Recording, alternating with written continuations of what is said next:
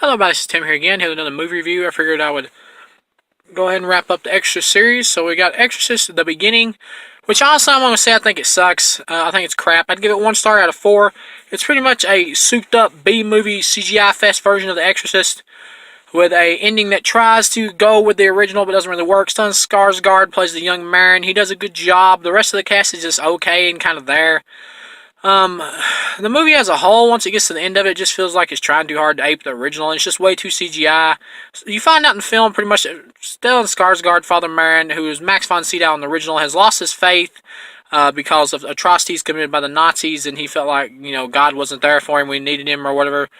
And he gains his faith back by the end. It's pretty much a redemption story for the character, and he battles Pazuzu at the end, who has possessed this chick's body, who is the same chick from the movie Reign of Fire, I believe. She's a pretty woman. At the end of it, he holds his cross out in front of her as she's running towards it, and her whole body contorts in CGI fashion. It's just really over the top for an Exorcist movie, and feels more like a B flick, and doesn't fit as a prequel to The Exorcist at all. Directed by Rennie Harlin, who's a director I like. All in all, there's some terrible CGI in this film. Then you got Exorcist Dominion, prequel to The Exorcist, which was actually the real prequel that was made. And then the studio saw it and didn't think it was scary enough or over the top monster movie-ish enough. So they had Rennie Harlin come in and pretty much film a totally different version of the same exact story. Dominion is a good film. It's the second good flick in the series. Once again, The Exorcist was a masterpiece. It never needed any prequels or sequels. But for the fact that it does have one, this is the better prequel. It's directed by Paul Schrader, I believe, who wrote Last Temptation of Christ and Taxi Driver, 2 movies which I enjoy. I also enjoy this film. It is a slow burn. The acting is better in this by the whole cast all around. The guy who plays Father Francis, I believe, is good here. The guy who played Father Francis in the beginning was okay, but the guy who does him here is good, and he has a lot more to do. There's this deformed boy or something like that who gets possessed in this one. There's some bad CGI in the film, but the story is much better here and does a much better job of hooking you in. It's much more slow paced like the original Exorcist. Gives you more time to, smooth in and get to know the characters of Father Marin and everything. And by the end, the ending of the big climax at the end feels more earned. Problems with the film is some of the CGI. The CGI is bad, and most of it is because it wasn't even really finished, because this movie was kind of partially an unfinished product. Because the director got very little money to finish his version after the Rennie Harlin version bombed, when really they should have took the money from the Rennie Harlin version and combined it with this one. And this should have been the only prequel release, because this is a much better prequel than the Rennie Harlin version. The Rennie Harlin version is more like wham bam thank you ma'am, and just tries to throw in constant jump scares or just constant wannabe scares every 5 seconds. It just doesn't work. It just feels trying way too hard. With this film, it takes its time, builds up the drama just like the original Exorcist does. This movie is much better in the tone of The Exorcist, and by the end of the movie, it has a much more unique version of the devil or Pazuzu or whatever.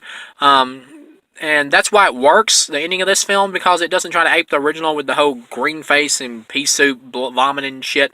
And you get to the end. Another problem with the film is once you get to the end and it's got the version of Pazuzu in this, and he's some floating monk, which I kind of like. He's when the way he's floating in the air, it looks kind of silly because you can tell the effect is a little off. It looks okay, but it doesn't look good. It just looks okay, just kind of fine. But it could have looked better. He ends up beating him a little bit too easily. The exorcism goes by a little bit too fast, but at the same time, I appreciate that it's not trying to be super over the top like the original film. So it works in that regard, and I like the end of the film, how Father Marin just kind of walks away off into the desert like a Western when he's regained his faith back, and it just kind of fades off, the movie does. All in all, a good film.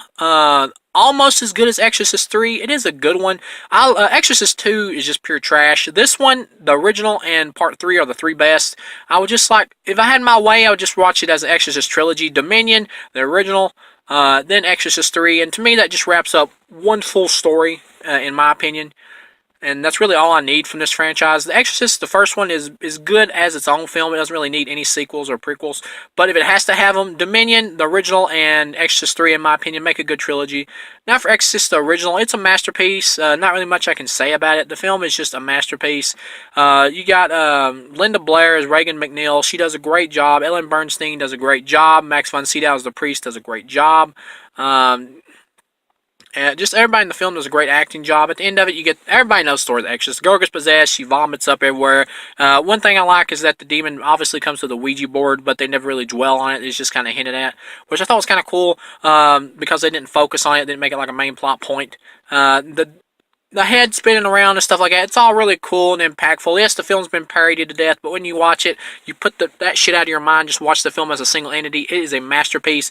It's a great film if you're religious, and even if you're not religious. Well, it's a great film if you're religious because it's about somebody regaining their faith in Damien Karras and saving the day with help from God. And if you're not religious, it's still a great film just as a film, unless you just hate any. If you're like anti-religious and you just hate any film that has to do with religion, then you'll never enjoy the film. But just as a film, if you just want to watch it as a film, it's still a great film. And then you got Repossessed, which is not really an Exorcist movie, but is his own thing. I'd give it like a low 2 stars. It's a passable flick. Linda Blair does a good job once again, but she kind of disappears from most of the middle. Leslie Nielsen is fun, but the movie breaks the fourth wall way too much. It's not really that funny. The skit at the beginning of Scary Movie 2 is a better parody of The Exorcist than this whole movie. Problem with it is the film doesn't spend enough time being a parody of The Exorcist and spends more time just throwing in all this random crap that really has nothing to do with The Exorcist. It would have been better if it just focused on the plot of The Exorcist, like you got like wrestlers or whatever that pop up in the movie for no reason, just for comic relief. You don't really need them. It's more plays off more like a Naked Gun movie or something in terms of just constant random spoofs that have nothing to do with the actual thing it should be spoofing. And that's why it doesn't work totally. It's not a very good movie. It's passable. It's watchable for Linda Blair and Leslie Nielsen, and even the other guy who plays the sidekick priest isn't too bad. But it could have been a lot funnier. It feels like a wham bam thank you ma'am kind of thrown together flick. Doesn't feel like there's a whole lot of effort in the script. But as it is, it's a passable flick. I'd give it a low 2 stars. Watch it for Linda Blair and all her hotness now that she's older. She grew up to be incredibly hot.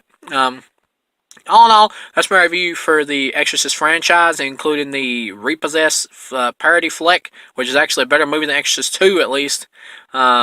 So I'll see you guys again with the next review.